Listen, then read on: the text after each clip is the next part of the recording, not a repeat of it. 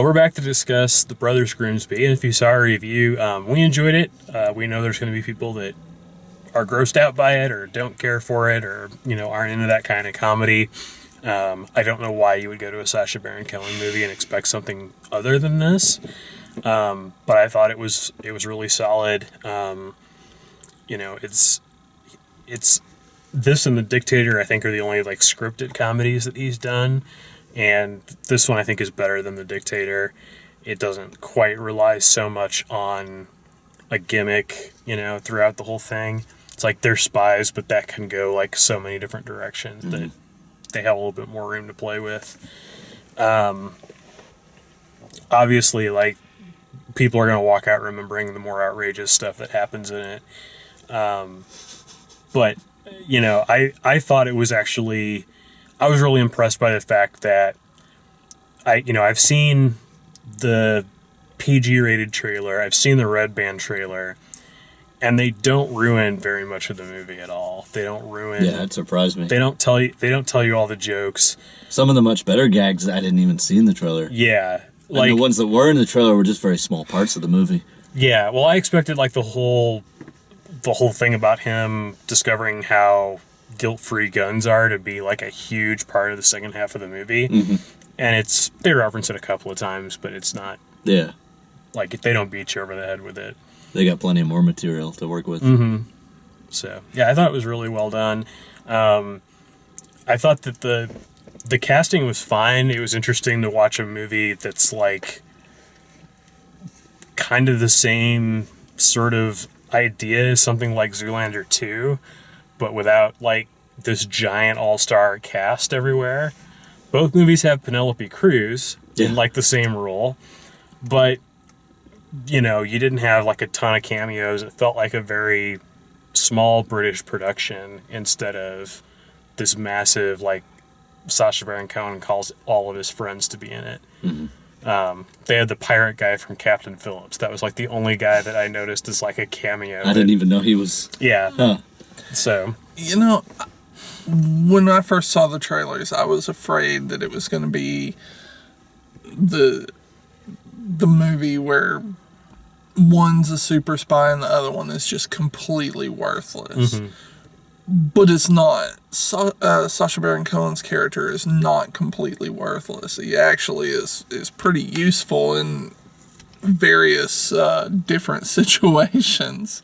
Right. But well, he's and that surprised me. He's a lot. soccer hooligan, so he has soccer hooligan superpowers. That's essentially the premise of the movie. It kind of works out that way. Yeah, which involves getting teabagged, obviously. He draws the line at teabagging. Oh my god, that scene! I laughed so hard I started to hurt. That's how impressed I was with this movie. Well, and then the elephant scene that just kept going. The elephant scene that was completely unexpected.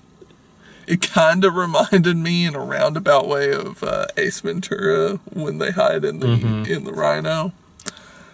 Yeah.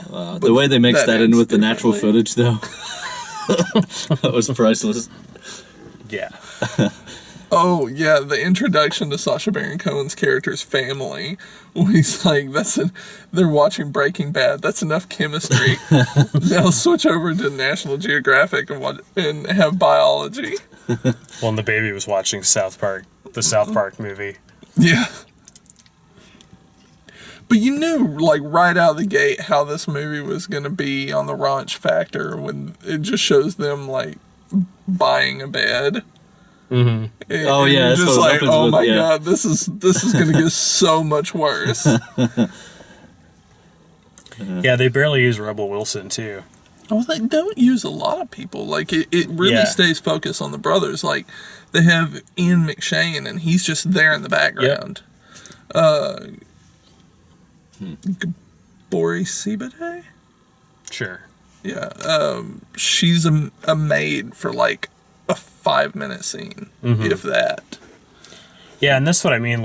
There are cameos in this movie, but it's not an all-star cast of cameos. It's like a few people that you recognize, and they're not a big part of the movie, and they're not like there for star power cameo effect. I actually thought it was weird that they didn't get Daniel Radcliffe. Like, why wouldn't they have gotten Daniel Radcliffe? But I guess like it's funny that they had him not there so they could do the joke in the credits The Donald with him Trump. and Donald Trump. The Donald Trump one was great Yeah. So and so poignant. I know, right? How timely. There's a lot of people who would wish that. So, yeah, I mean, short of, going through blow by blow everything that was funny about the movie. It's so really enjoyed visual, it. it's better. You got to see it. Yeah, it is. Every time something bad happens and he's just over there smoking. Yeah. It had some kind of crazy, like, really good POV action sequences.